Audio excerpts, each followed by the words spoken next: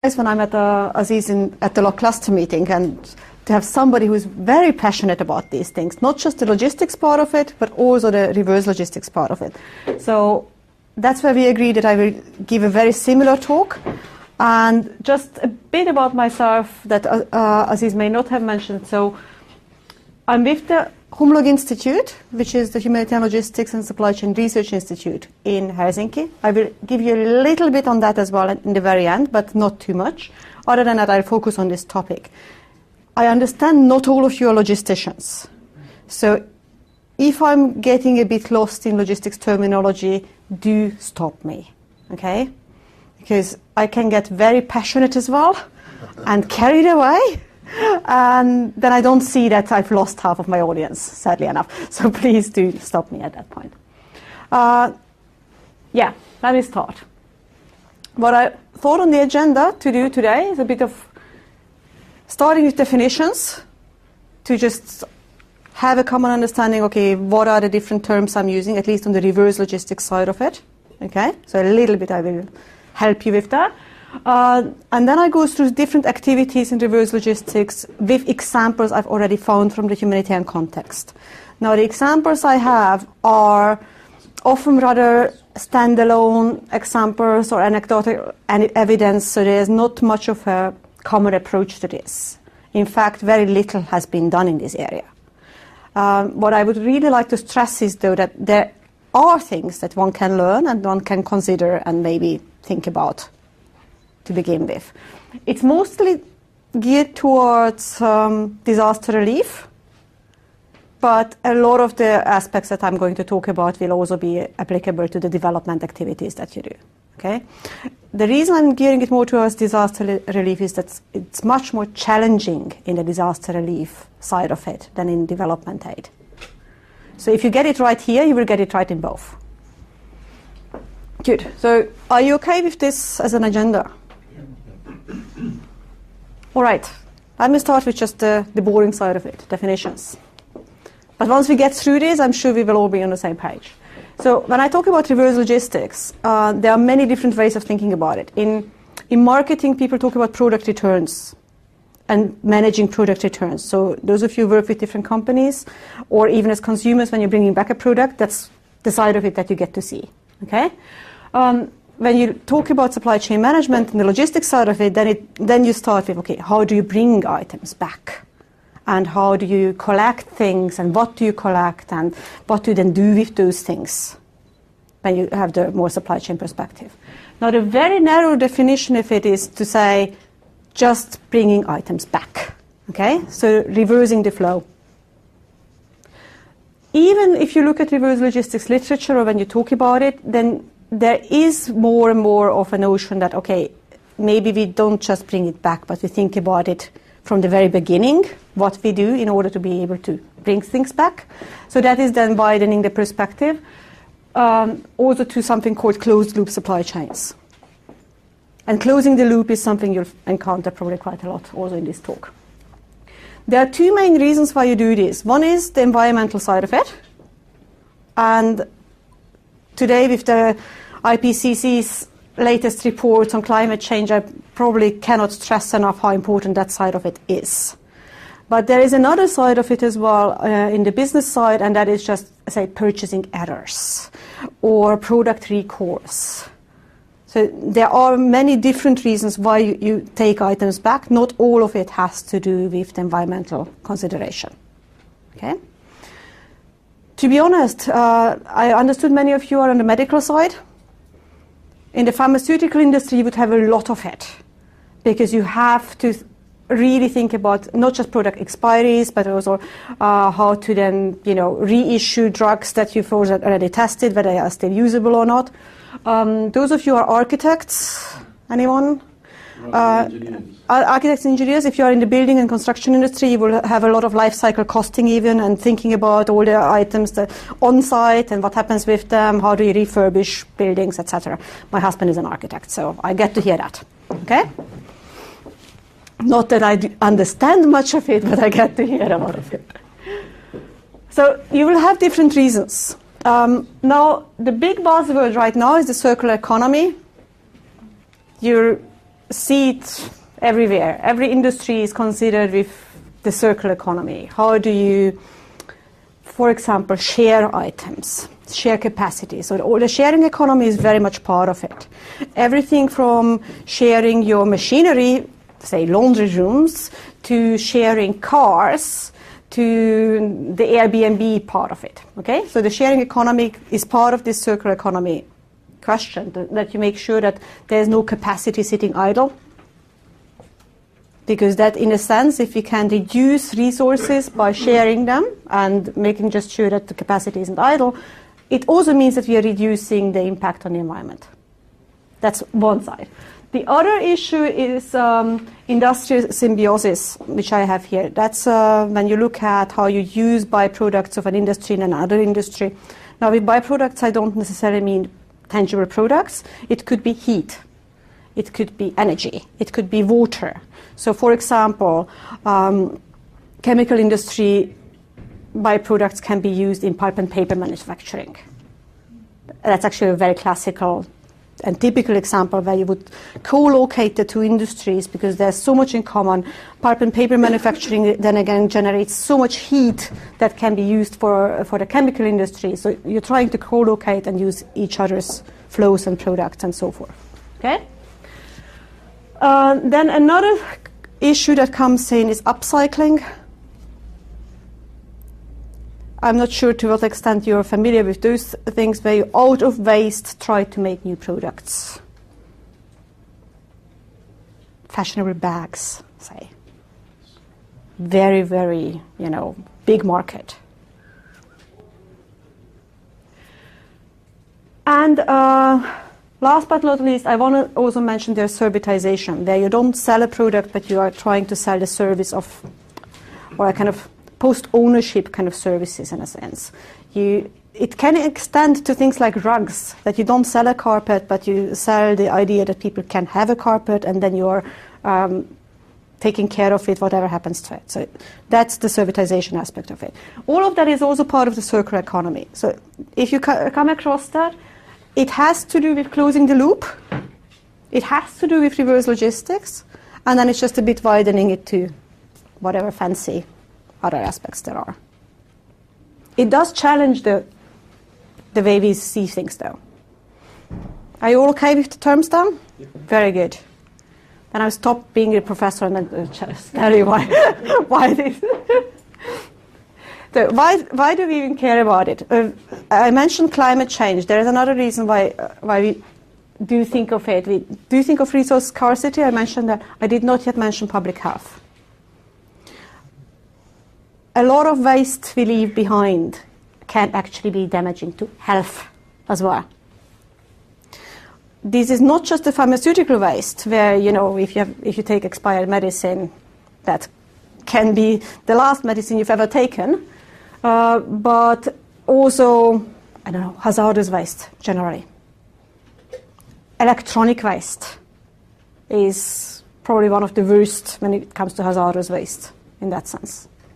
So when you think about all the heavy metals, all the chemicals that you have out there, they are damaging to your health as well. So this is one of the other reasons why you need to collect them back at the end of their life or even before, to make sure that people are not exposed to them, to these kinds of items. And it's more difficult than it sounds, because if you take a phone back, disassembling the hundreds of different metals and chemicals in it is not an easy feast. Though, as you might be aware of it, for example, electronic waste has more gold in it than gold ore. So even just from that perspective, it can be very lucrative even to consider that. So this is just to a bit link it to the SDGs. On the operational level, there are many other things. When you deliver in disaster relief, for example, things that have not been solicited, that are not needed on the ground. A, you've delivered the wrong items, nobody needs them. So you haven't really done your job right.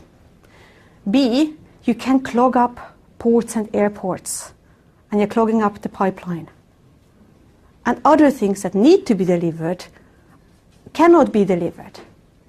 Okay, so that's actually really important consideration. So thinking about what is needed and even some engaging in gatekeeping, saying this stops here and doesn't move further so that the things that are needed are brought out first. That is a very important aspect operationally of considering reverse flows as well. So where do you start the reverse flow? Sometimes you start the reverse flow when you collect donations. Both in the sense of saying, no, stop, we don't need this, nobody needs this. I've heard of chocolate being delivered to disaster areas because somebody just donated tons of chocolate. I'm yet to see that being high on the priority of anybody receiving it, okay? And just thinking of handling it, that it doesn't melt, that it is still in a good condition, it's a nightmare. So those are the moments when you just want to say, like, no, just don't give it. We can't handle it, we don't want to have it in our warehouse, we don't want to do the materials handling, and so forth. On the other hand, you might have, and many organizations have clothing donations, where you say, well, this is fantastic. Now, I live in Finland. We have a lot of clothing donations of winter clothing. Not many disasters require that type of clothing, both in terms of climate, where the disaster has happened, or cultural backgrounds of like what people would actually wear. So it doesn't make a lot of sense to send that clothing to a disaster area. And what Finnish organizations typically do is that they collect the clothing, sell it in Finland, and you will have, I mean, in the UK as well, you have a lot of the streets full of these kinds of clothing and whatever donation type shops, generate the money and then buy items that are actually needed on the ground. So that's also part of all of this thinking, okay?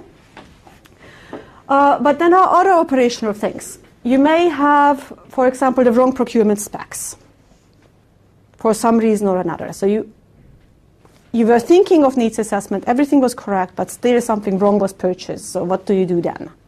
Or you have an item that's damaged.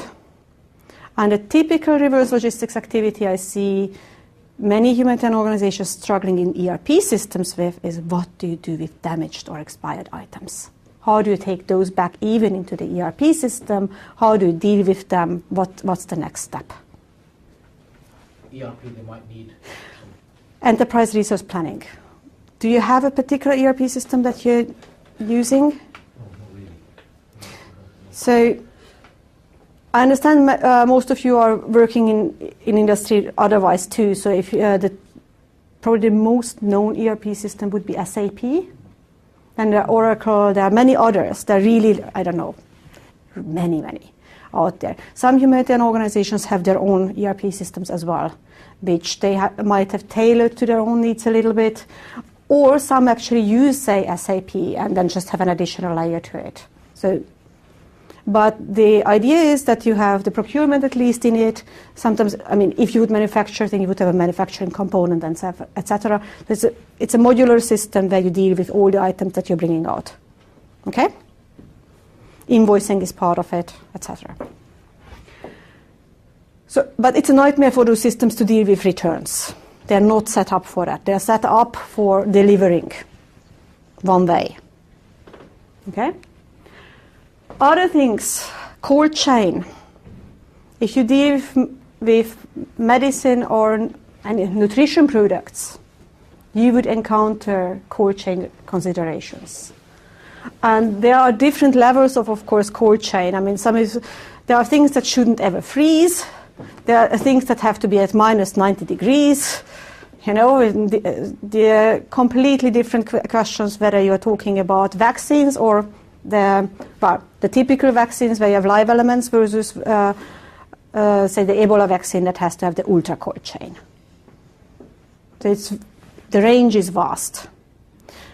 Whatever then happens to items that have been exposed to other temperatures than they are supposed to be in is yet another question. You know, can you still use them? Is the food that you're delivering still edible or not? Is it going to have health repercussions in people or not?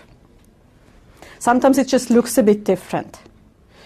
And it's funny because cold chain considerations are as it's a chain, it's not just something that you think about, okay, in the disaster region, this is the temperature. But if you deliver, say, something from the UK to a disaster region, what is the temperature going to be all the way, including in all sorts of materials handling situations? Well, I understood that your Canadian organization is very big. Yes.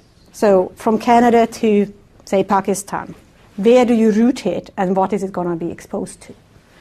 The tricky parts usually in cold chain management are the materials handling, customs clearance, those kinds of zones. Ports, airports, they can be very tricky. Say Istanbul airport having snow, because it's not a typical environment where they have snow, so they are not very prepared for it. Helsinki airport having snow, we had tons of snow this morning, it didn't matter, you know. That's the one thing Finland exports, it's called snow-how. And packaging, so what you bring, what are items? So you're bringing out not just items beneficiaries use, but also their packages. And packaging waste can be considerable, especially if you bring out bottled water. Never bring out bottled water. I don't know how many beaches are littered with bottles after that. Okay? So if you have any chance to bring water purification equipment instead, there is a good reason to do that. Okay? In the US, people like to deliver ice and ice cubes for some reason. But there are things that you maybe can avoid to bring out in the first place, and in that sense also certain problematic packages that you can avoid. Also, in some countries you might have collection systems for packaging, in others you don't. So if I have a bottled water like this in Finland, I know where I bring it back and I get even my deposit back. But that's not a given in every country. Okay? And it's a bit of a tricky thing as well to tap into the already existing recycling systems, for example. But other things that you're bringing out, you bring out, engineers would bring out telecoms equipment. Now, sometimes you have to take it back. The telecoms cluster has sometimes equipment that is listed on a level that has to be brought back afterwards because of all sorts of issues with like how does it interfere with the governmental otherwise systems and equipment, and is it now considered military equipment or not? All sorts of other questions come in there. I'm sure that you've been struggling with all of that. So if you wonder why we are talking about it, there are probably a zillion reasons.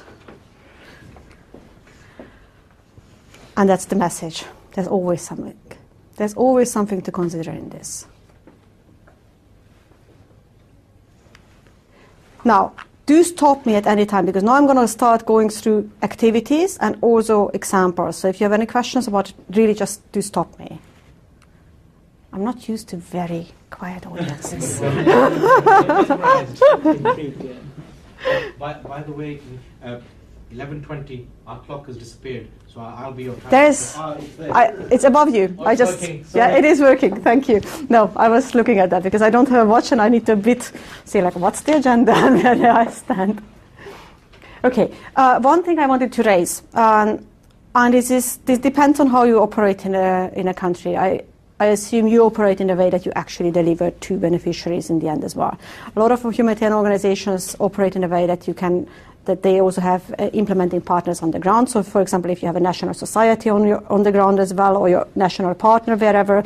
I just heard one of you just came back from Indonesia, so things like that. Then they will take charge and you just deliver to them. By handing over to an implementing partner or a national society, you are handing over some of the responsibilities also of reverse logistics, but not all. Legally even, in most countries, you could be held accountable for the items you've imported. Okay? So if you are the one importing something, even to a disaster, you're legally accountable for that. So also from that perspective, be just careful of what you need to and what you don't need to do with these equipment and materials. And then conceptually, there's something called extended producer responsibility, which also applies, which is not always a legal requirement, but yet you are accountable for things. Yeah? Is there an item that is the most wasted across the world that you've noticed? And in fact, bottled water, like the bottles. But it could be clothing. I mean, if you bring out inappropriate clothing. Yeah. Food waste can be a big one. Probably less so in disasters unless you're bringing out food that is either old or really not,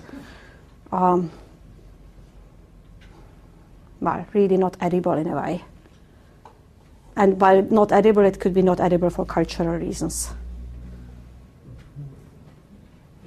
In terms of extended user liability, you mentioned, other than the pharmaceutical sector, really relevant to some of our partners here will be some of the products that we do have experience in.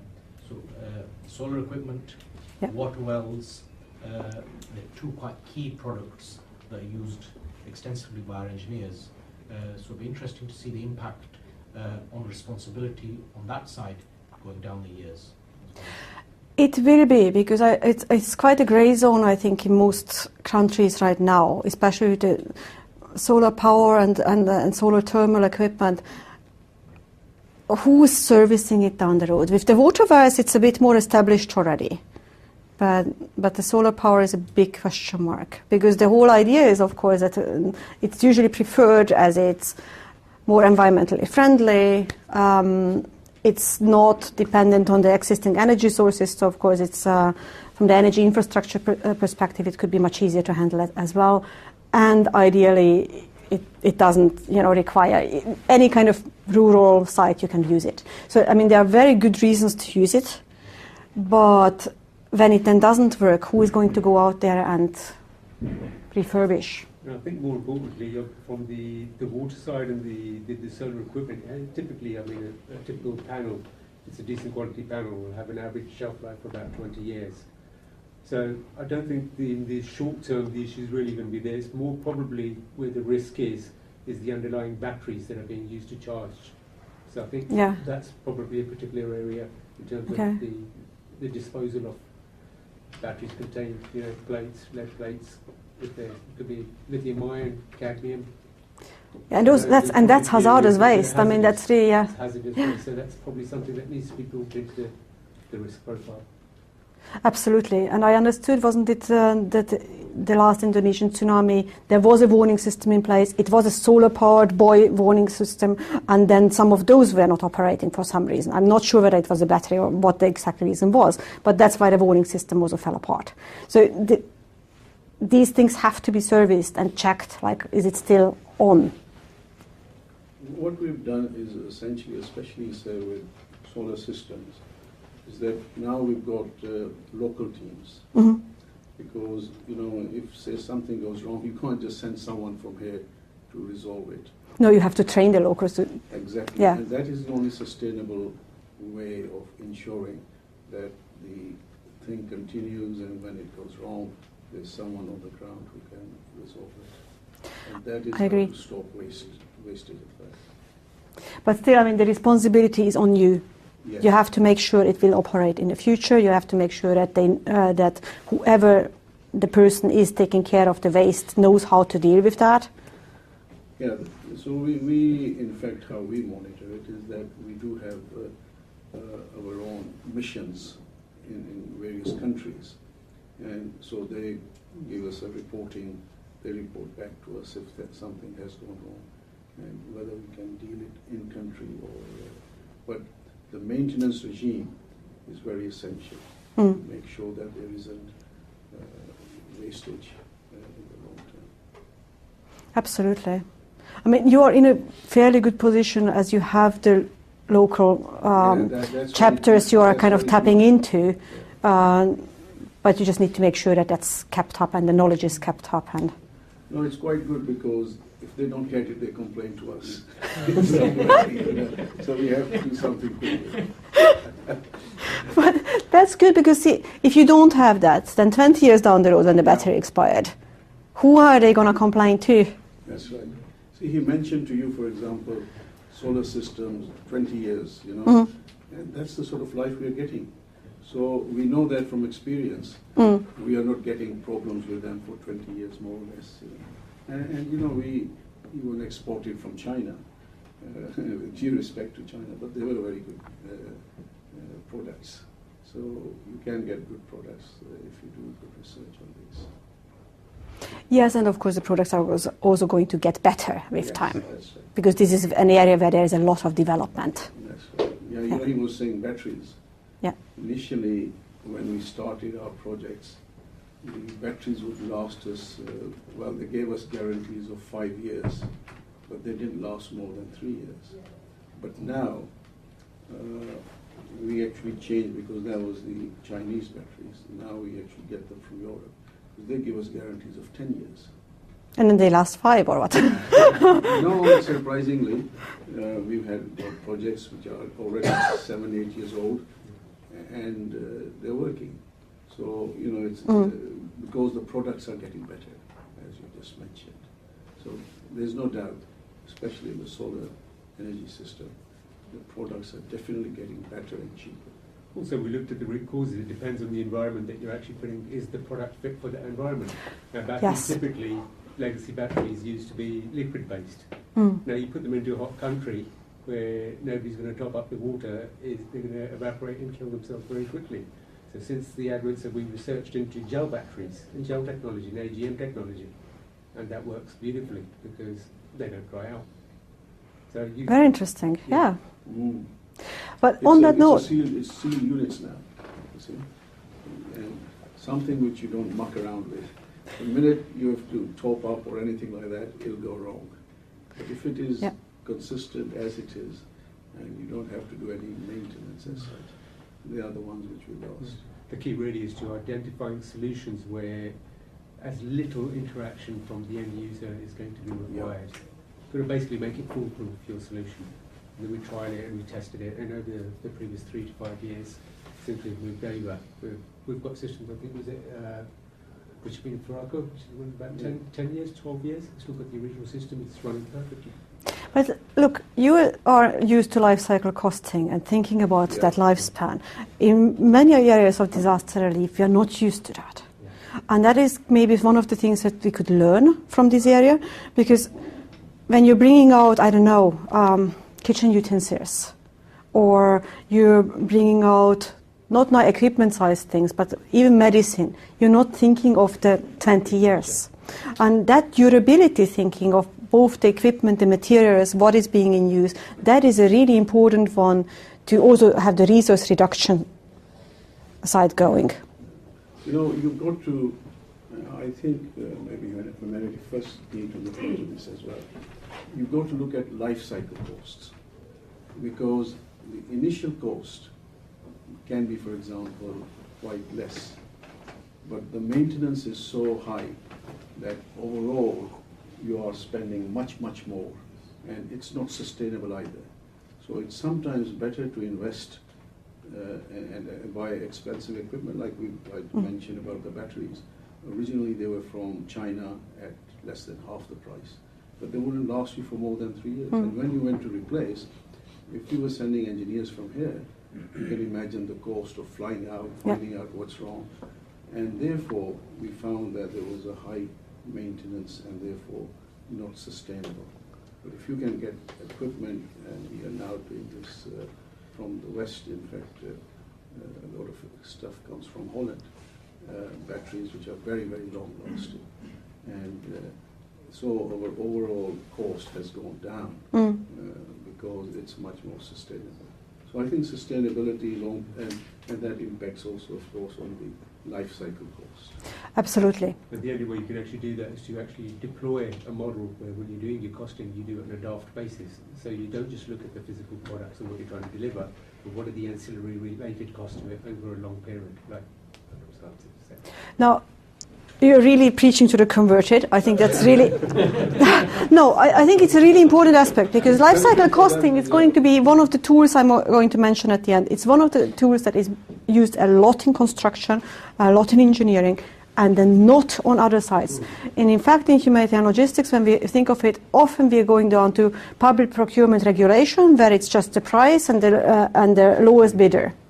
And then we don't consider quality, and we hope to consider quality, but it's not as embedded to say, okay, what's the total cost of ownership to me as an organization, and what's going to be the life cycle cost of this, including how many times will I have to bring out new items in the next disaster and the next disaster, rather than that's already in place.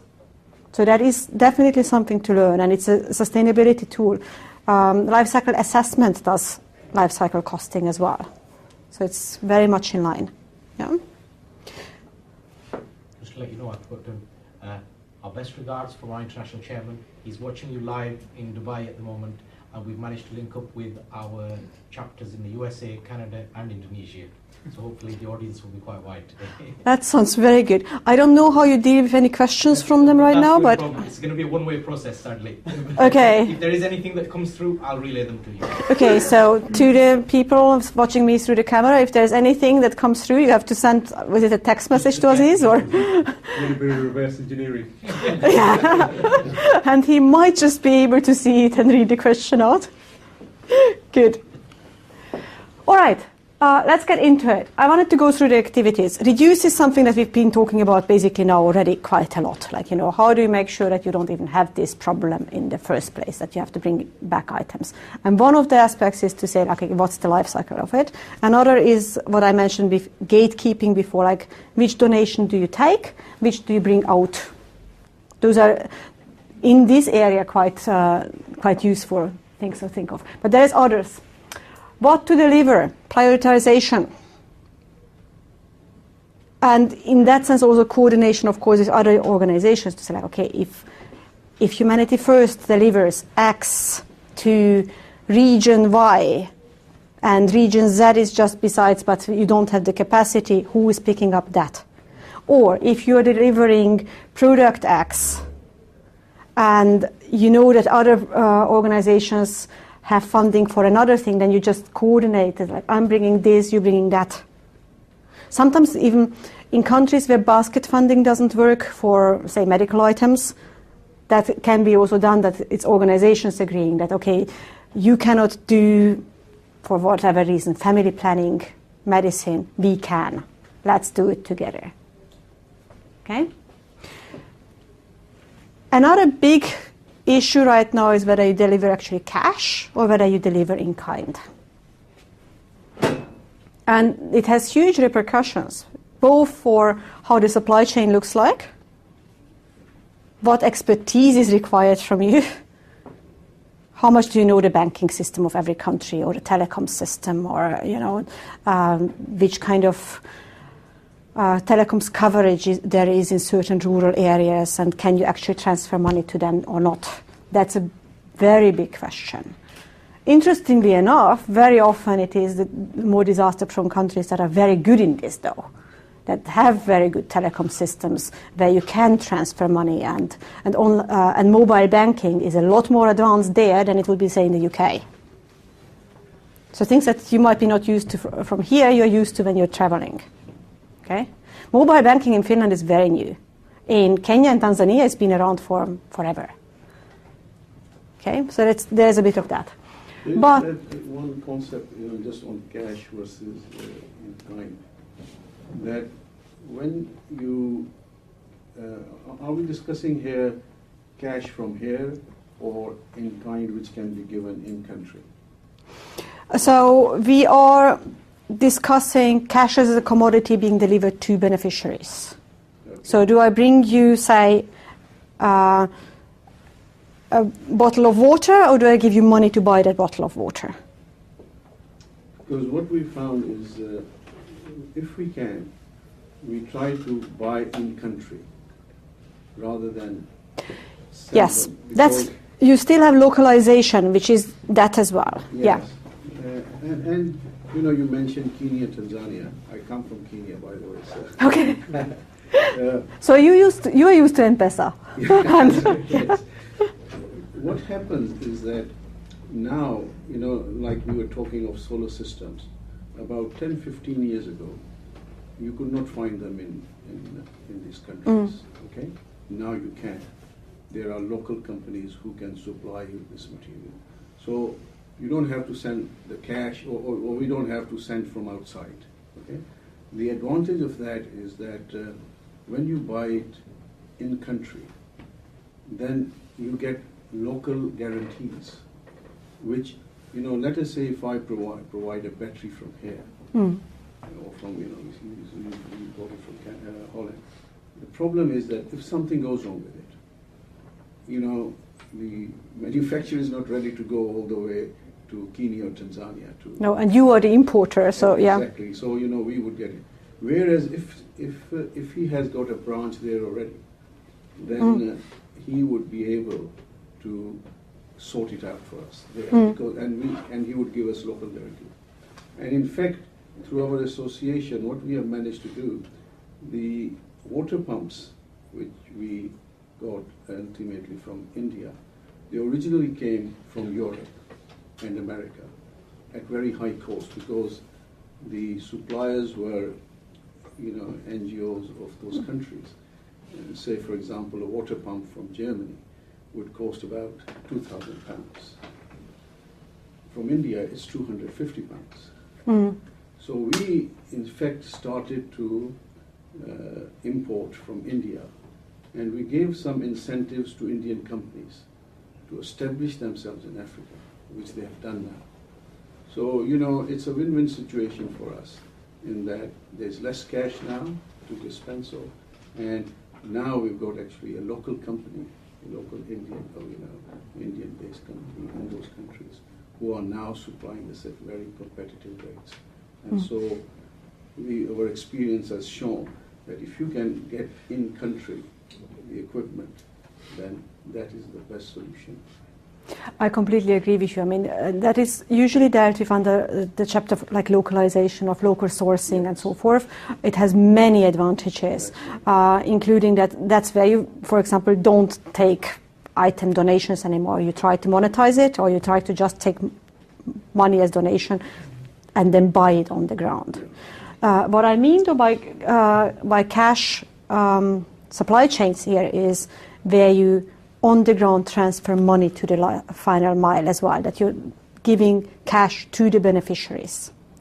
And that is coming in a lot of aspects. Less so, I would say, when it comes to the engineering side of it, but a lot more when it comes to even food and medicine, and definitely shelter. So in the shelter cluster, when it comes to not full equipped houses, but when you're talking about fixing up your house and tarpaulins and things like that, it's really useful, because people also know what the local materials are that they have used for their house in the first place, what kind of building methods they prefer, and so forth. Yeah? Right. So in Iraq, this is exactly how the new way of working, particularly within Mosul, rather than having contractors from the rest of Iraq coming and developing within the city, they're using local contractors to increase the local economy, and the funding is given directly to the household owner, but with very set criteria that what is it actually going to be used on. So they choose the contractor, but they choose them within the locality. So everything is being recycled within city. Yes, so that's exactly where the implications are as well. So you have the implication on the local economy. Mind you, you have that with the suggestions that you had before as well. The implication for the local economy is huge if you buy locally, just generally. But if you make people make themselves making those choices, you also empower them in making the choice. It's also not just something that you've been given and you have to be happy with whatever quality, but you are the one saying, okay, I prefer this to that. Cash is used a lot in food, also in food and like groceries, when it comes to, for example, refugee camps. The scope card that UNHCR use. Yes. So you would have even basically credit cards, you know, so all sorts of different systems where, and retailers in refugee camps, rather than bringing in food and delivering it, and households would go and buy their own food items. Okay? So there is a lot of that coming in, and it changes the supply chain, as said, a lot. Mind you, it doesn't necessarily make it greener. it definitely contributes to the local economy, but as you're giving someone else the choice of whether I want to have a well or bottled water, okay, that's an extreme choice, that's probably not what people do. It's out of your hands what they really want to have and whether that product is going to be sustainable or not.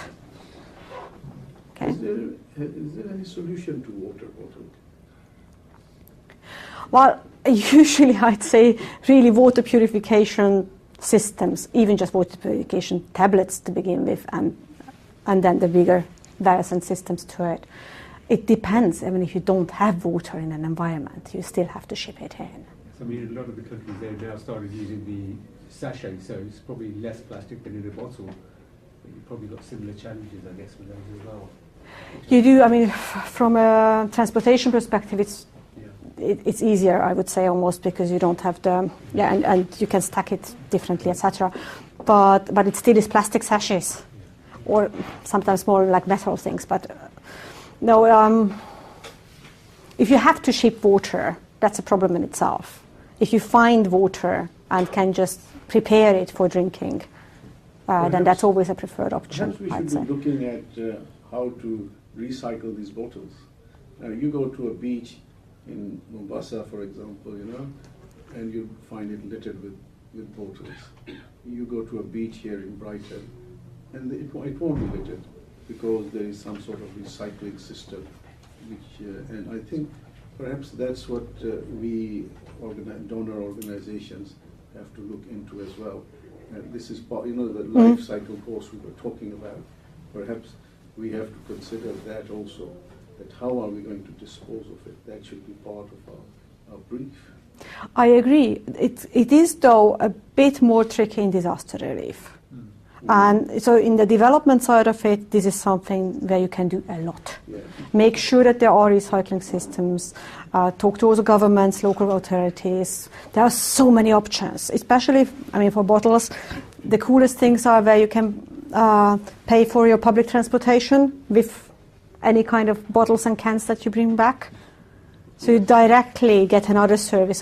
There are lots of things you can do, but it requires a longer standing relationship with that environment. Yeah. Also, of course, in many countries you would have recycling systems. The problem is that when you come in as an outsider, you have no clue what that is and what is being done. Okay? Let me go through some other things. Material choices, I think that's an obvious one. What do you bring in? How hazardous is it? What does it do to the environment? Multi-purpose packaging, that's a funny one, where the package itself converts to something.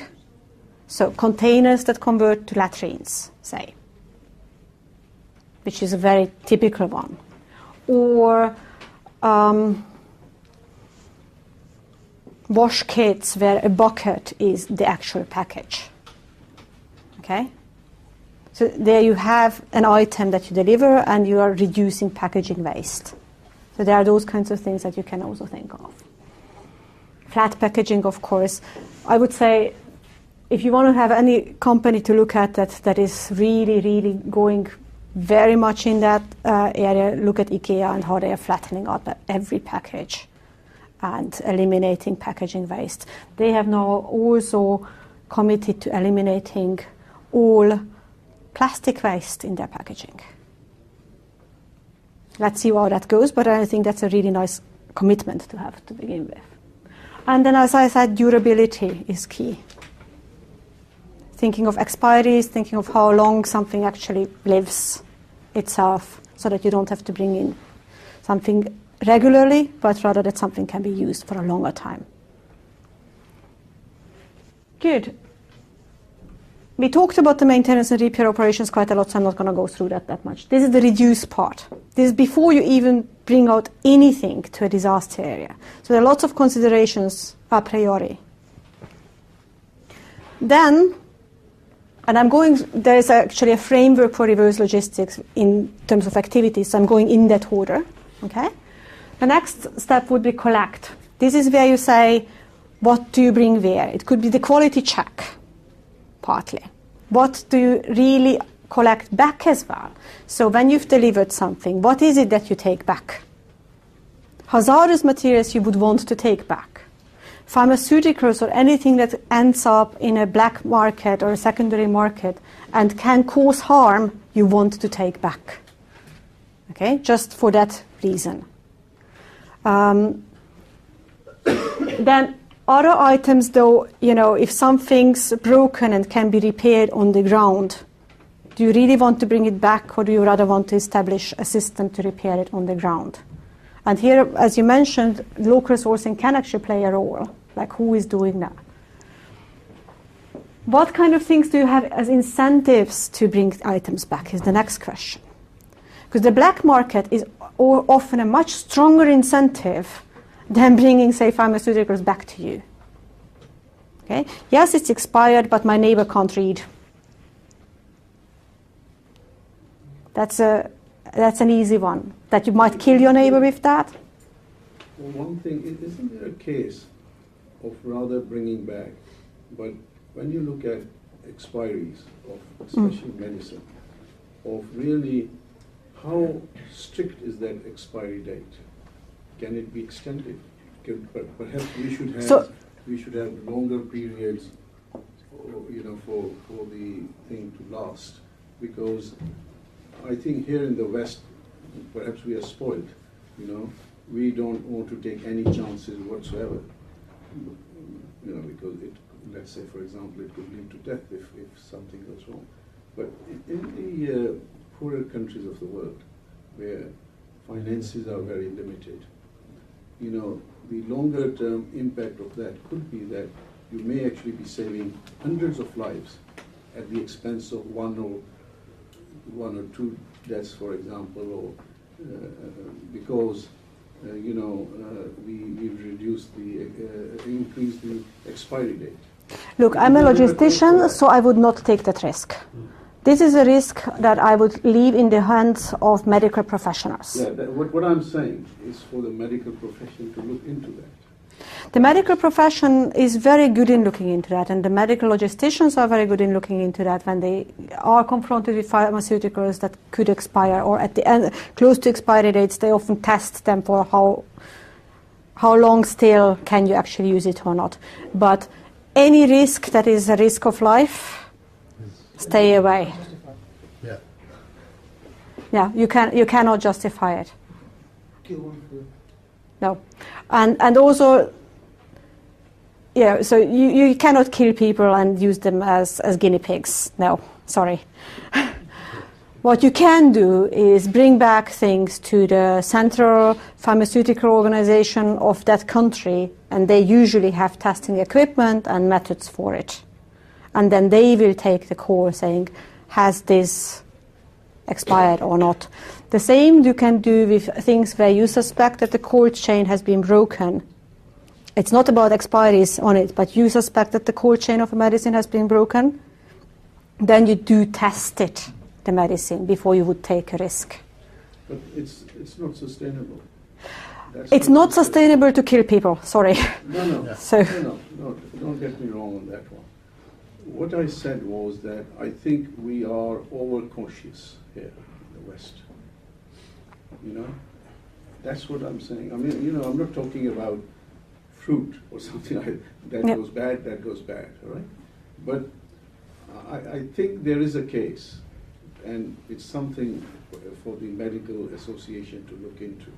I think there is a case, and I agree with you in the sense that there is a case for looking into medical research to make items in a way that they are more durable and have longer expiries, to make medical products that don't need a cold chain. And in fact, if you look at where research money goes globally, that is a top priority, to make vaccines that don't need cold chains, to make medical items that don't need cold chains. That is already a high priority, and to make sure that pharmaceuticals have a long expiry date is also a very high priority. So there I agree with you that there is a good case for that, and it goes with the durability part of it as well. I said at the beginning, they're all very frank, so don't be shy about keeping them to time. Don't be shy. No, you rather have to keep me to time. That's good. That was a good wake-up call to me. You keep us to time.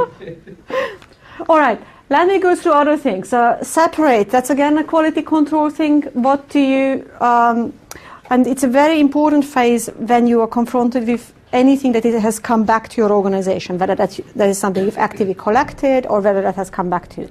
Say, okay, now I have it. What do I do next? And is it something that I can repair, or is it something that I have to take apart? Is it something that I have to deal with in terms of hazardous waste? What's the protocol? And the protocol can be very different. Okay, if you purchased items right, they can be disassembled. So they can be modular items. You take this part out, say the battery, leave the rest, just replace that, plug and play. Okay? If you haven't, and the item is welded together in a way that you can't do much with it, then you have to have very special ways of dealing with it, to take it apart, make sure, test it, refurbish, and so forth. So there are lots of different aspects that come next, but the separation will be telling you what you can do as an activity. Another thing is, here, this is the moment when you also determine insurance questions. Is it you who is liable for this, or is it someone else? Like, why did the item, say, break? But in the humanitarian sector, I would definitely focus on the hazardous public health things as well. Make sure they come back. Incentivize that they do come back. Reprocessing, now I have a lot of things in here, from reuse to recycle to repackage to refurbish. I mean, there are lots of things that you can do. The spectrum is huge depending on what we're talking about. When it comes to a bottle, you can wash it and refill it. Okay? When it comes to lithium batteries, some of them you can actually also reprocess and refill and so forth. So there are really different things you can do with things. And it will depend on the materials, of course, as well, and it will depend on what you have on the ground as possibilities. So mapping out those possibilities is also a big question here. Here, if you use IPs and suppliers, so if you have local suppliers, having this as part of the contract would be key. And I'm not talking about just the liability part of it, but say 20 years down the road, very few have liability. Okay? So making sure that this is a part of the service contract, that you are going to service the equipment you are selling me, and make sure it's part of your supplier due diligence. Is this supplier going to exist in 20 years? If you buy something, and I've understood that there have been all sorts of, for example, transportation contracts for Brexit awarded to companies that have never had a vessel. So supplier due diligence should deal with issues like that beforehand. Okay, sorry for the Brexit jokes.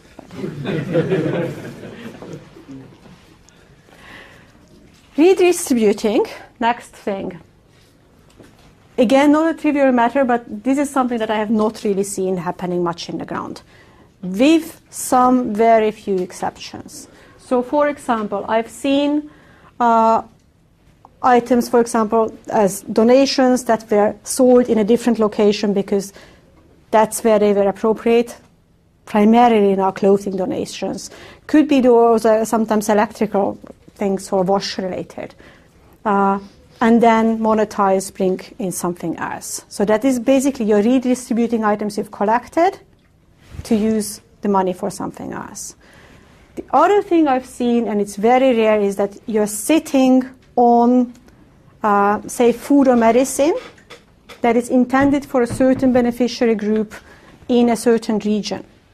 It's close to expiry, and it could be even just a rainy season cutting you off from being able to deliver that. What do you do with it?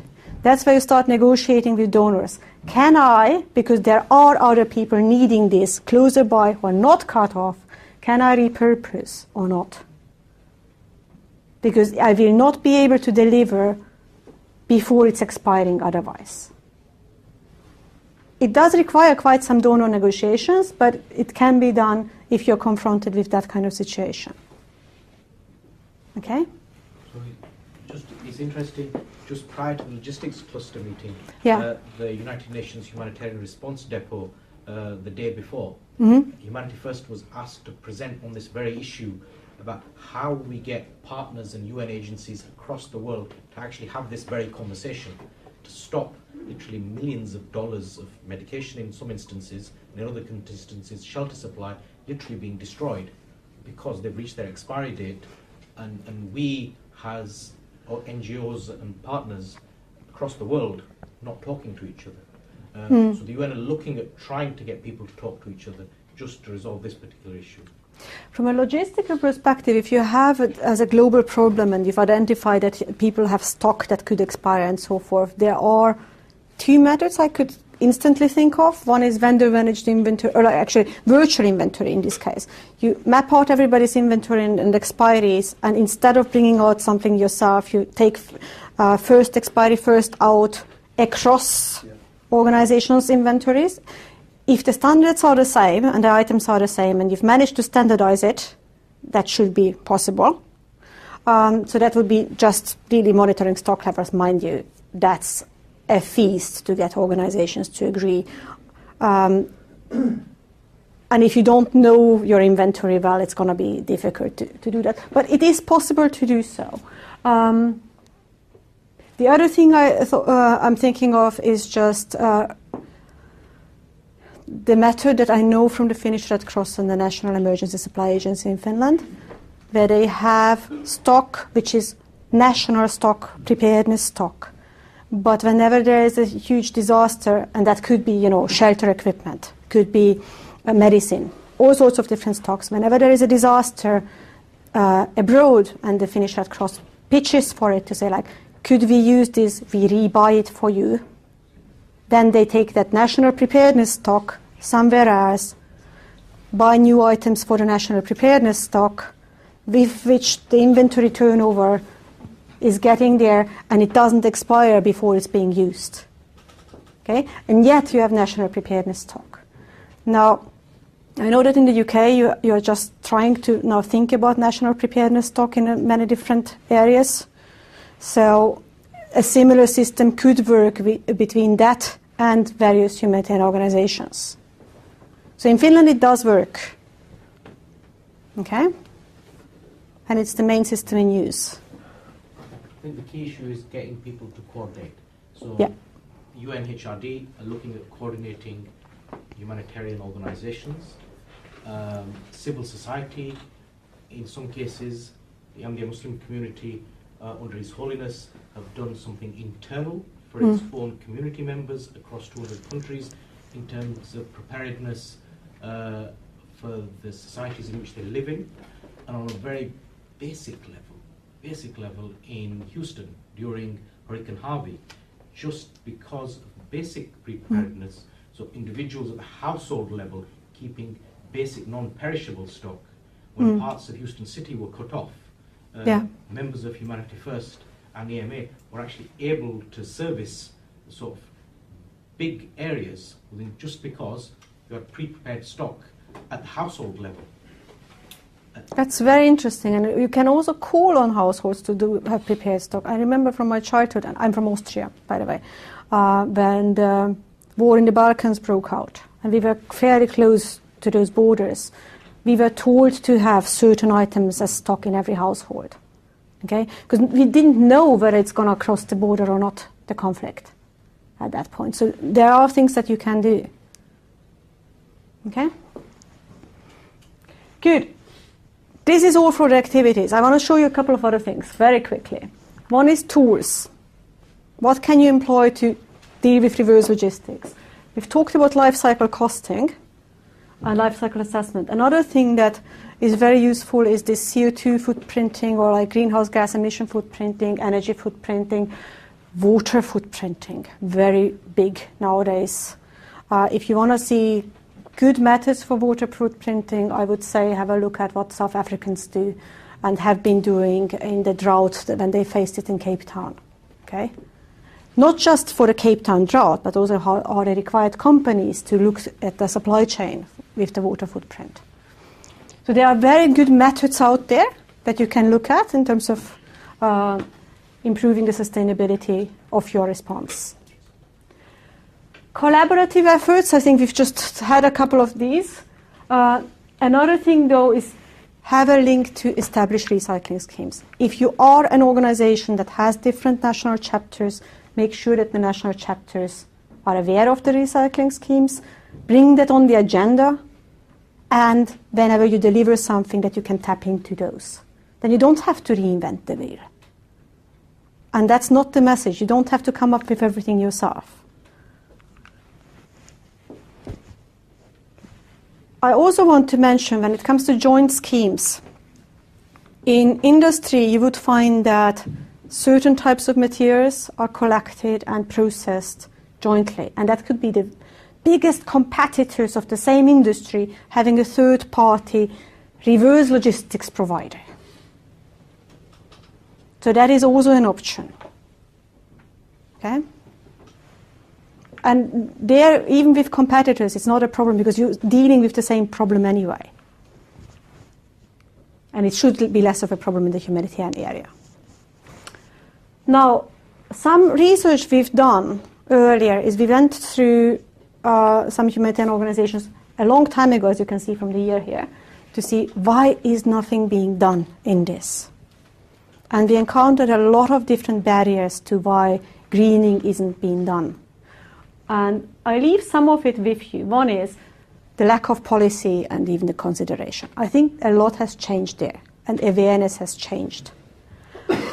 Another one can be even just the typical disaster environment. If you don't have the transport infrastructure to think about, say, greener vehicles, then you will not use them.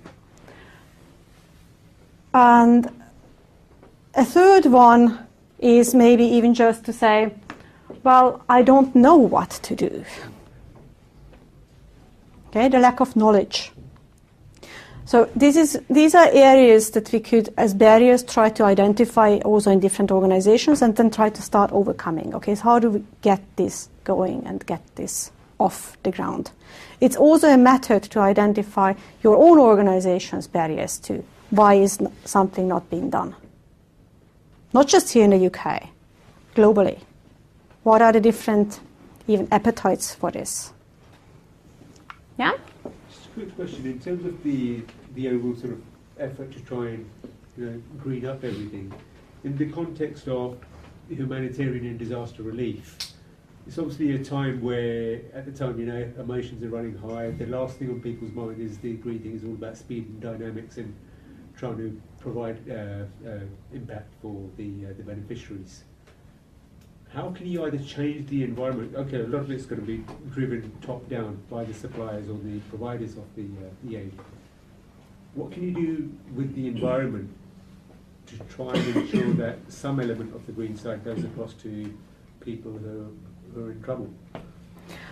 Well, that's the same kind of thinking that I've been encountering forever since I'm doing research in the humanitarian sector, that, well, it's so urgent what we do that, and saving lives is the number one thing, that everything else comes after, which is absolutely correct, but you can still do things also right. Same issues came in when a number of agencies, you may have remembered the mayhem in the Indian Ocean tsunami much earlier, where all sorts of things were brought out because it was urgent, not quite considering what is a priority, what is not, clogging up ports and airports and actually hindering the humanitarian effort. And that had, at that point, sparked off a lot of coordination and prioritization and making sure that we know what is first. We look at the pipeline. It's not speed that comes first, but the right item comes first. So it's a very similar type of thinking that is required here. And the humanitarian sector has gone through that already then. The humanitarian sector is currently going through this whole question, like, do I deliver items or cash? So these kind of systemic changes are for sure possible, but it is systemic change. Well, I mean, from the supplier or the provider perspective, they're pretty much in gear, and I guess a lot of them have built this into their frameworks. But when you actually look at the waste or the destruction to the ecology that's to the climate, that's been created, that's normally by the beneficiaries themselves. So what kind of incentives, and that's got to be, you've got to really put some sort of stimulus in there. Yeah. And it goes back to the old education and post-event training, I guess. And well, training and education is definitely part of it, but also just incentive systems, like, what do you get out of it if you collect your items and bring it back? Because the transfer of knowledge, that works well in a standard, normal businesses, normal environment. But where people are deprived of their normal lifestyles and they're now in a humanitarian situation, so you said you've got to create some sort of stimulus to drive that recycling. And maybe, as you said, that's where a lot of the waste comes from. Let's just take, for example, the plastic bottles, the plastic waste. So if some sort of small-scale cash incentive may be right at that sort of level. But that's what worked for us. Yeah. If you think of it, things like this were not recycled 20 years ago pretty much anywhere. And then these recycling schemes have started to build up. So it is the same kind of thinking for sure that is required. And that's where tapping into the development and the long-standing relationships with municipalities, with people on the ground, with organizations on the ground will help a lot. It is a privilege to be in an organization that has those long-standing relationships, because you can do it. Yeah, I think that's very crucial, especially for Humanity First, that it's not just when something goes wrong you jump in and then you come back again, but you see the lessons which need to be learned from it, and then it's a long-term relationship which you do with the local government, local authorities, so that in the future when these things happen, you are prepared for it. And you've looked at all these aspects of sustainability and how best to resolve situations. Well, it is an exercise. I think it would be probably a worthwhile exercise to go through within the organization. Yeah. And you could be a front rider, because there are not many who are doing this. There are some who have started, but there are really not many. Let me show you where I'm from. So I'm at the HUMLOG Institute, which is a joint research institute of 2 universities.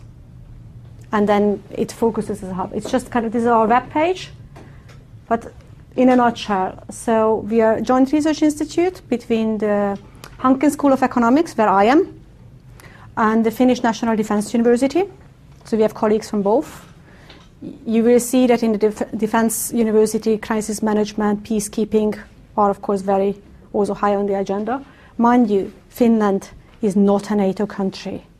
It doesn't have colonial baggage. So they speak a very, very weird languages nobody else understands, so they're very favored as peacekeepers. It really works. Because of that, because you don't have a lot of the issues that other organizations might encounter, countries will encounter. On our board, we have humanitarian organizations as well, so they really guide our strategy.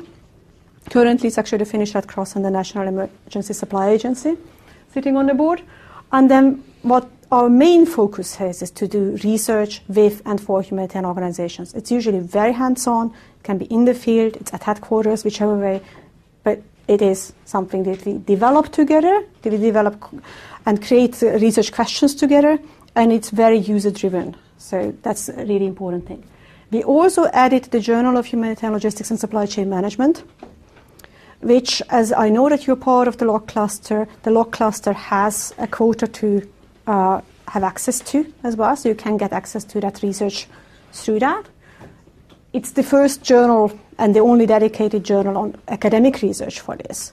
But we have that relationship with the LOG cluster to make sure that there would be really everybody having a chance to read it and use it, and especially humanitarian organizations to use the results of our research. And then we do education and training. We have a master's track. We are currently actually having a deadline, is it on the 16th of January, if anybody wants to apply for that master's track. It's an annual, intake, obviously. Then we have PhD students in humanitarian logistics. Currently we have 12 of them, but quite a few have finished, and then of course we are always taking in new ones. And what we also do is that we develop often very tailor-made training for humanitarian organizations. Whether that's, very different things. We did fleet management for ICRC at some point. We did warehouse and inventory management for UNICEF globally in very different locations. And currently we are running UNHCR's supply chain certification program, for example. So there are things that we do in that area as well that are more tailor-made. Do you do allow free education also, free courses, or is it you have to pay for all this? So it depends. We have a big budget for them, don't we? You have a big budget for them. So when it comes to the tailor-made things, that is usually paid by the organization, because it's also like a huge effort to customize things. For example, with UNHCR, we collected data in many different locations with them to make sure that we have customized cases that are their cases of what the issues are that people encounter. When it comes to the master's track and the PhD, education in Finland, in principle, is still free. Now, that comes with a caveat. The master's, the Finnish government has a year ago come to the conclusion that it's only free for EU citizens. So, both for non-EU citizens and in light of Brexit, I would say that is probably bad news. But we also actually have scholarships for the best applicants that cover your costs and fees and so forth. So there are also those options. The PhD is completely for free. That is still tuition free regardless where you're coming from. It's a 4-year program. And it's very much these kinds of research projects that people are doing then. I know a lot of this we can take offline afterwards, but that's quite useful because we can link up a lot of our colleagues across Europe, Germany, Finland, Denmark, Holland. We've also invited our research association here at the back, so hopefully we'll be able to hear a bit more from themselves how we, within our partners as well, can link up and hopefully channel some of our learning together. Yes, that would be great. Yeah. But let's take that later. I mean, I'm not here to advertise these things, but I just wanted you to know what I'm doing otherwise. And now to the workshop part of this, okay? What we were thinking is to put you into groups, and I'm sure that Aziz has a bit of an idea of how the groups will look like, and ask you to reflect over the things that we've been discussing today, not this part, but the reverse logistics things of today, and to see, like, okay, what are the burning questions for you? And start off that conversation internally. To say, what is it that we want to tackle? What is the highest priority? What are the questions? And let's really start tackling those things as a group. Now, ideally, if you are 3 engineers, you're in 3 different groups. Okay? If you are 5 medical doctors, we have only 4 groups. So at least somehow you split up. Okay? So that we get... Yes. Not quite. But so that we get to hear from each other and from each other's expertise. Is that okay? So that's the main idea for the workshop. You are driving the agenda, you're setting the questions, and you're starting off on the answers. And then we will come back together and debrief and see what people have come up with. It should also a bit start off the exercise of this. Okay? What is possible, what is not possible, where do we stand, what is next? I'll set them into groups. So remember your group number, 1 to 4. Oh, yes. So if we just let our live streaming people know, do you want to just give an announcement for the people on the ground that we're going to be breaking for, how much do you think? Shall we? Well, according to this, you have closing remarks at 1. So discussions, we'll turn the live streaming back on at 12:45, shall we say? Shall we do that?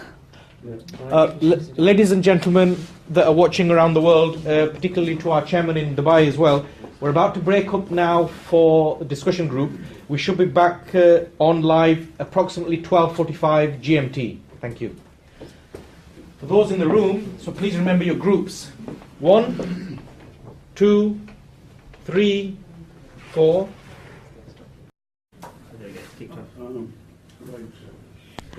All right, so welcome back. I was actually thinking, like, can we just go through the different groups and see, like, what you've been talking about, and then I'll chip in as much as I can and also giving maybe some ideas and feedback. Is that okay? Yeah. Who would like to start? Group one? Group one? Group one? Okay, 1 and 2 if you want to start. I give the mic to you though, because I think it's important that... Have you got your, did you make some notes on it? I want to write as we go. Oh, as you go. Okay, so is that all right? Yeah, that is definitely all right. I won't take very long. Thank you. Famous last words. Well, I can say I'm finished. All right. But do I have such a bad reputation? Okay. Do we have it here somewhere? Okay. Yeah. Okay. Right. We looked at a number of situations which we should pay attention to. The first one was information. And what we've said is that what Humanity First should be doing is that, you know, by God's grace, you are now quite established in quite a few countries. And so you have to find information locally of what the requirements are, what possible disasters can happen. And for that, you know, by grace of Allah, we have a very good network in the world. And from that network, you should try to assess. But you also have history now. We know what has happened in Indonesia, in Sri Lanka, I believe, you know, Haiti, the tsunamis which have happened in those countries. And really, we should now also be looking at, in the future, how we can try to assess them and try to reduce their impact for the future. And here you would have to involve with governments, with local authorities, and find out what their requirements are as well. And from that, have a strategy. I was giving them the example of what we did here. You know, for example, the Thames Barrier, which was built in this country about, I think it's almost 20 years ago now that we built it.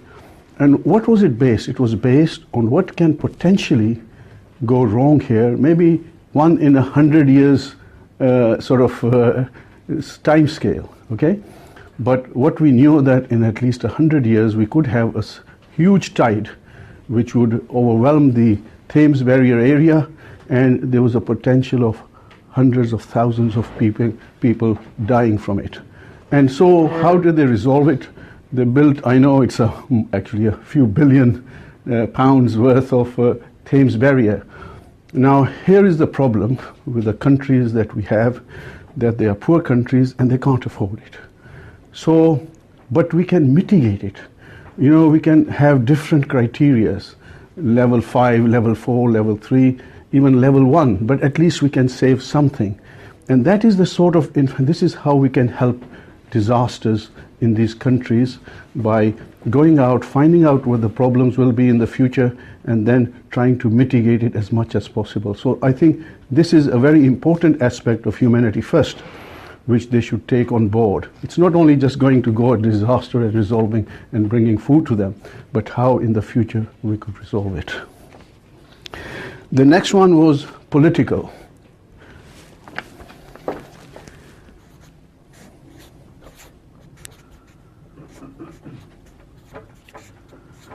So what I've been discussing, you can't achieve it unless you have some political agenda as well, where you can help advise the politicians. I know through us, we have actually gone out on the instruction of Jamaat to actually see how we could help some countries in assessing some of the disasters, or at least not disasters, but in our case, water supply problems for the country.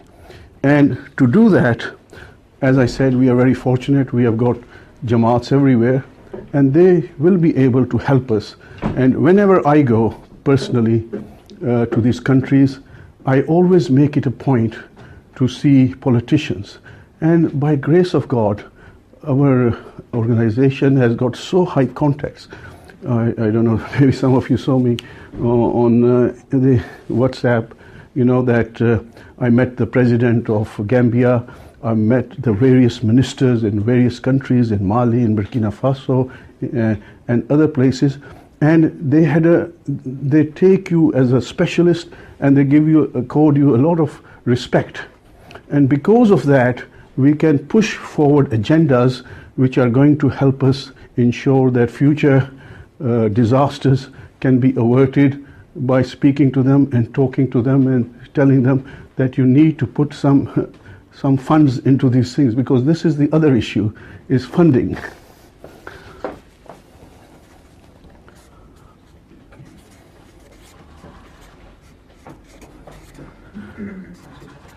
The funds I'm talking about, like as I mentioned, all right, do I have to finish very quickly, sir? I thought behind this. I'm telling Professor Kovács how to punch from the left or the right. Okay, so the other problem is funding. The funds we are talking of, like, I was talking about the Thames Barrier or the things, it's huge amounts of money. We don't have that. All right, only governments can do that, and therefore, we need to at least go in a direction that we bring the governments into it, because in the end they will have to do it. They'll have to get loans from World Bank or whatever to do these projects, and that is where we also have some impact as well. In the United Nations, we have people, mashallah, and they can then assess these and help them as well. But it's something which, through good liaison between our people on the ground and the politicians, we can take it forward together. And as I said, we can be as specialists to them, specialists to the government. And we have given free service by the grace of Allah. The Jamaat has given free service to these governments, in where we brought in some highly specialist guys who have advised the government how to proceed with their fundings. Then the fourth one we've got is sustainability. Now this is the most important one. And also I can assure you, as far as sustainability, it has become much easier for us. We already have our Jamaats on the ground, and they have got very good engineers, doctors, you name it, we've got them, and at very competitive rates. I was saying, say for example, we've just bought a machine with humanity's first drilling machine in Benin, and the supervisor, he earns less than $200 a month. All right, so when you have that type of expenditure to consider, these are sustainable issues. It's not sustainable for me to go here and then go there, spend so much money on the air, on my flights. They're not very good for the CO2 imprint either, and then go there and then try to create everything, when we've got people on the ground who can help us do that immediately. We don't have to wait for to hear on the news that a disaster has struck in Sri Lanka, and 2 weeks later we send our first man to see how we can help. When we have got people on the ground and they have been taught in this matter, the thing can start from them. They can be the first people, the first donors who are going to achieve the success that we need to. We don't have to wait for the world community to come and help. We can be in the forefront to do that. And therefore it is essential that we have people on the ground, and we can afford it. We don't have to even pay them, very well. When the disaster happened, we can bring those guys in. But they are our ears and eyes on the ground all the time. So this is a very important relationship which we need to have in the countries. Then the next one is appropriate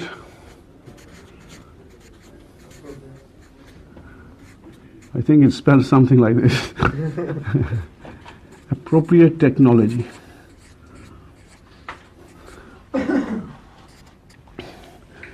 Appropriate from the first sense that now, when we first started our solar systems 20 years ago, you know, to get a solar system, you were looking nothing less than $10,000 if you wanted to, you know, for a village to bring electricity to a few houses. And now, you know, you can get it maybe no more than $1,500. That's how prices have gone down, and you can get it locally now.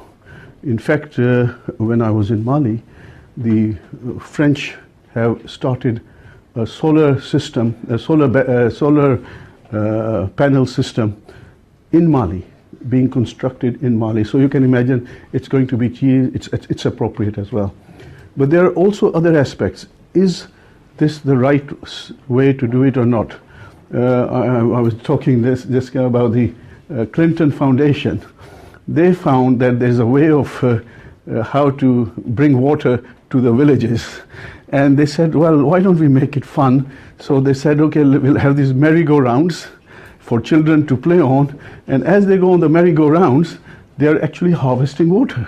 That's a water pump, all right? And they said, oh, terrific idea. So they built hundreds of these in Mali. But when they started, they found just to feed one village, you had to do it 24 hours a day. So the whole day it had to be pumping water. And who was going to do it? The children weren't. In fact, yes. I don't want to quickly go off. Lunch has arrived, so that might just be a... So whatever you say is between you and lunch. So I think that example is really important to listen to. This is very important, you know. And so in the end, that project in which they spent thousands of money, you know, did not last even 1 month. And because I had heard it had happened in Mali, so I went to Mali and I started looking for these villages where they had done it. And believe it or not, they had evaporated. Because what happened is no one was using it. You know, the children were also getting vertigo, you know, by spinning around. You know. So there were problems also from a physical aspect. And what happened that within months it stopped, and the people ultimately took these and sold them, you know, for different things. So it's really got to be appropriate. Don't think, oh, we're doing a great favor to the poor Africans here. You're not doing any favors, I assure you, sometimes. So it has to be very appropriate. And then finally, the lifetime cycles. We have to consider the cost and the how we deal with it, because we were talking about water, you know, sending it in plastic bottles.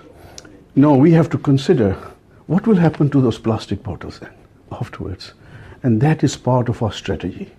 That at the end of the day, do we bring in plants which will recycle those bottles? It's not enough just to bring them water, but also make sure that downstream we ensure that what we do is not going to hurt the environment either. And you were saying in Germany, what do they do?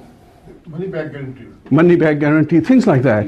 In fact, I'll tell you, you know, if you go to Rwanda, and when you're on the plane, and this is excellent, you know, the airline will advise you, do not take any plastic bags on the ground. If you do, you will be charged by the police. All right? So they are trying to stop plastic bags going into their country completely. And that is one way of doing it. And as I said, there are also other ways in how we can help the environment.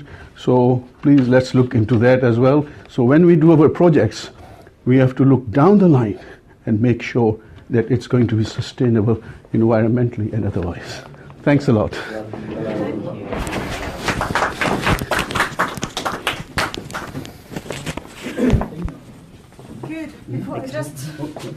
While we switch a couple of words on this, I think what was really fascinating to me to see was, if you look actually back on this framework that we had used earlier, you started with some of these dimensions.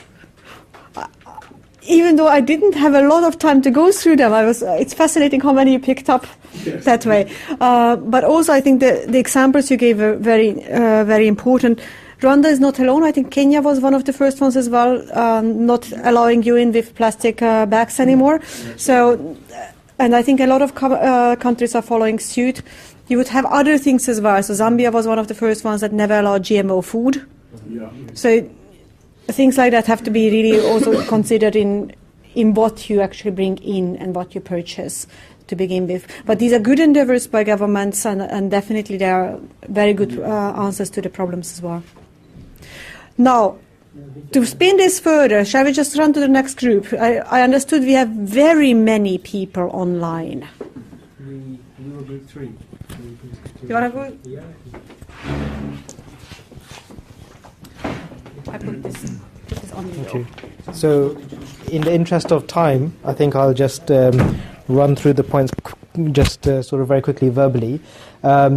Just to cover off a couple of points that have not been raised in the previous presentation. So one is about legal obligations. I know you mentioned that earlier on in your presentation.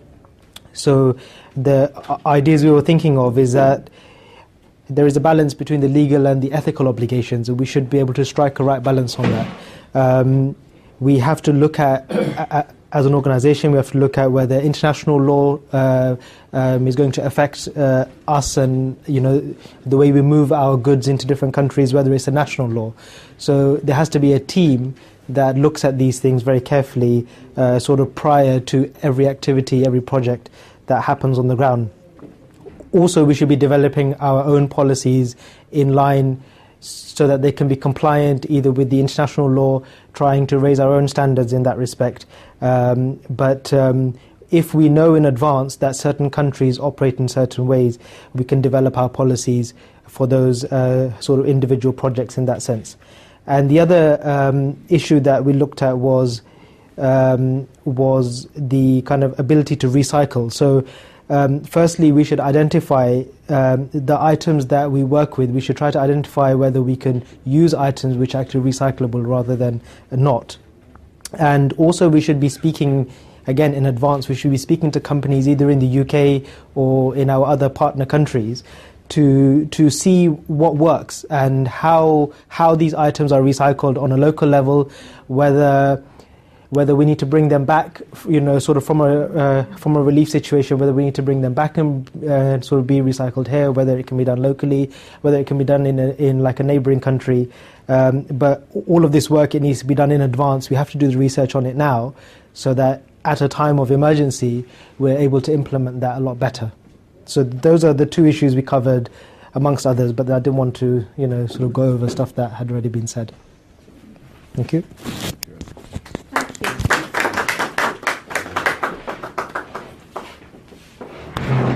I see you took a different approach with the activities. So you had a lot of focus on avoidance and in tapping into the existing systems. I think both of them are really, really important, and probably even more important than actual collecting, because the more you do in these sites, the less you actually then have to collect. You know, so really good points you've raised. There was a third group, wasn't there? I think we'll leave it down to the expert. You wrote, you let somebody else read your handwriting, huh? I just wrote it. Yeah. No. The doctor versus the person. Well, I think a lot of the thunder has been stolen already. So yeah, in the interest of time, just very few important pieces of things. Now, when you're going out and you're trying to deliver either development aid or humanitarian relief, one thing that is very, very key and must form the fundamental foundation of what you do before you start anything is the information gathering. Information is absolutely key in terms of you cannot deliver a solution until you actually know what it is that you're actually supposed to think. And believe you and me, when a lot of these issues happen, you know, emotions are frayed, time is not on hand, a lot of the information as it comes through the pipeline will lose its meaning. Now, like Erkko Professor said, we're very blessed that we have feet on the ground around the world wherever we go. Give you a typical example. An NGO goes out, puts up a hand pump. A year down the line, they'll hand it over to the local village and then they'll move on. invariably that's going to break down in the second or third year. When it breaks down, they go back to doing their 6 kilometres a day to go and get the water. We have people on the ground, not only who can provide us real-time information far out in the sticks from the rural areas in terms of the accuracy of what solution or what challenge it is that we are actually trying to provide a solution to. More importantly, once the work is actually done, we can actually hand it over, so there's ongoing continuity. So going back to, everybody talks about sustainability from one side, trying to protect waste, one time trying to protect the environment, but more importantly, it's the longevity of the solution that you're actually going to provide, which is going to provide the ultimate true part of sustainability. Moving quickly on, there's also another element of cross-party coordination. Now, in any situation when you're delivering relief of any sort, there are multiple actors on the ground across different regions and across things. You've got people who are experts in logistics, you've got people who are technicians who know the specific product or solution you're trying to think. There's people who are strategists who are operating at the government or at the ministerial level. How do you put all these people together? So, in my mind, there's almost scope. It's not too bad as you're working in disaster relief situations in Western or developed nations. But once you go out to a developing nation where the infrastructures aren't as set up, or neither is their political framework, Africa's a prime example. You go out there, unlike the West where you have specific agencies and you get a good cross-party sort of collaboration between government and the private sector. Large companies like DHL, going back to Hurricane Katrina. When that disaster happened, yes, the government mobilized itself. But the fact that Walmart, as an example, which had multiple locations throughout the thing, actually provided more impact and more relief through their logistical setup than the government could do. So this trying to get this government and private partnership working together, especially in developing nations, where typically everything is run top-down from just ministers and there's no underlying thing. So there needs to be an element of knowledge transfer. There needs to be an element of trying to catalyse the youth within the universities and the technical institutions. As part of that, IEEE, one of the most recent initiatives that we're now involved in Africa, we've seen this would go out, all the local guys get involved with us when we're doing our projects, and then afterwards we come back and they go back to just living their normal lives. We're actually now developing a college of technical, MITC stands for Masrur International College of International Technicians. Technology. And what the main purpose of that is not to only provide them with the technical skills of, let's say, how to rehabilitate a pump, how to design or put up a solar system, but how to maintain it. So you're building that element of sustainability into it as well, not only from an economic perspective, but also from a social perspective as well. So you're actually helping these people to get up on the thing. So I think I'll leave it at that in the interest of time. Thank you very much.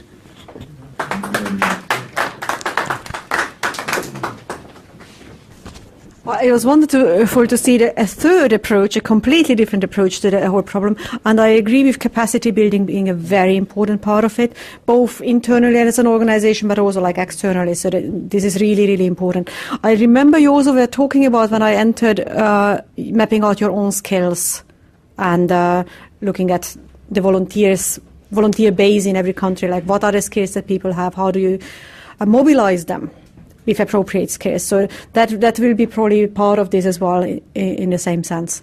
But thank you everybody very much. I think it's nice to see that some of the issues that we were discussing earlier came back, both in terms of the activities, but also in terms of the barriers. And the link to capacity building is a very important one. Thank you so much. Thank you.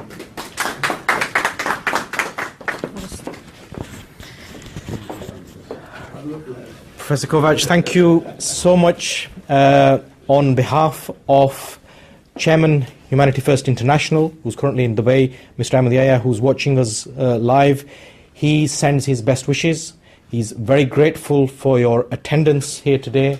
He's very grateful for you taking up this invitation and actually allowing us and our partners to share in some of your cutting-edge thinking, so that we can take from that not only from within Humanity First, and you're aware of some of the work that we do across the world, but more so with many of our partners within the AMDE community, the engineers that we've heard from, and we were also able to discuss the role of our women in disasters, particularly in the Southeast Asia. So for that, I'm eternally grateful. Before we go on to lunch, can I thank all our guests that have come today? Thank you for attending. Thank you for your contributions. My apologies if we've had to cut you short. I'm conscious you have a flight to get back to Helsinki as well, and we have lunch. We'd just like to offer a small token of our appreciation on behalf of Humanity First International to yourself for joining us today. So,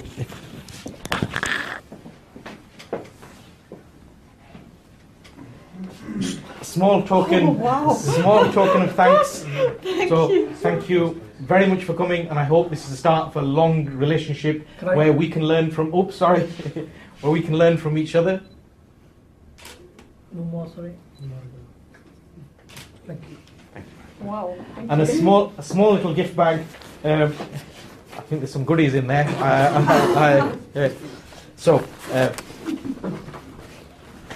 I'll take Humanity First, you're already aware, annual report of our work.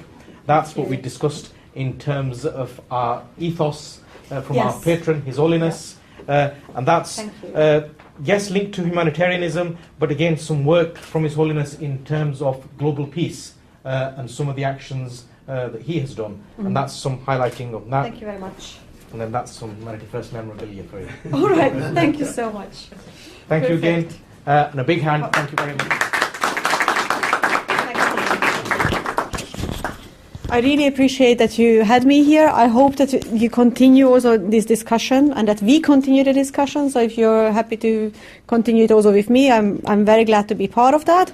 And please do consider this seriously. This is really an area where you can make a huge impact, also beyond what you're also already making an impact in. Thank you. Thank you very much. Ladies and gentlemen around the world, thank you very much for joining us, and this comes to a close of our live proceedings today.